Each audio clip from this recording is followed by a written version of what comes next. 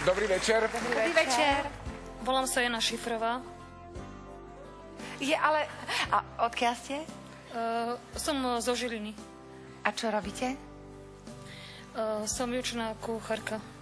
A s čím ste prišli nás prekvapiť? Zaspievam Pije Jezu. Tak ja sa teším tu. Árie mám moc ráda. Držíme palce. Nech sa páči, pódium je vaše. Poď.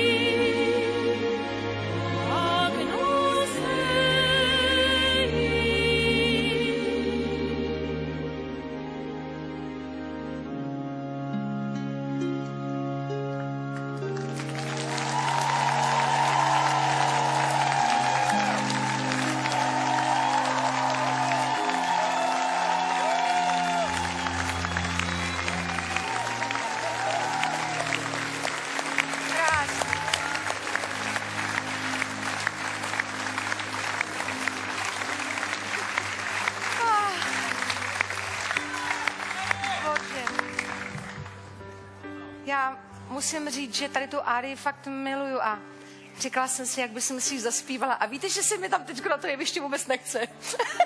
Zpíváte neuvěřitelně, jak andílek. Nádherný.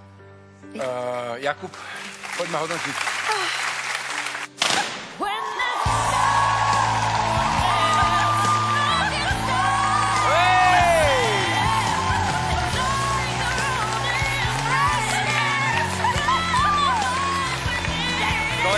To je ona.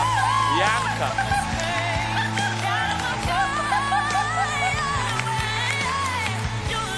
Gratulujem. Jednáš, prosím. Z kuchyne do finále. Wow. Z kuchyne do finále. Toto je Československo má talent. Vysmiatá, veselá osoba.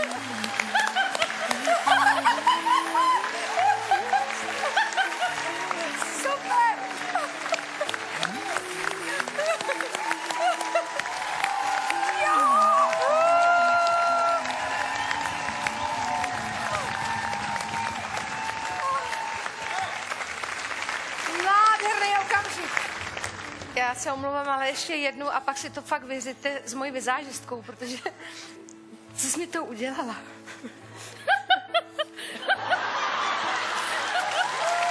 Chápeš to? Já brečím jak malá holka, ona se směje. Bože, tebe tak miluje Bůh. Ty jsi přesně to, co prostě Bůh poslal dolů, aby rozdával radost a lásku a světlo a tak úžasná bytost, jako plná všeho. Prostě ty jsi Bohem políbená, nádherná bytost. Děkuju ti, že jsi přišla, jsem šťastná, že jsem tě potkala moc. A za tady to, že bulím, to si vyřídíme.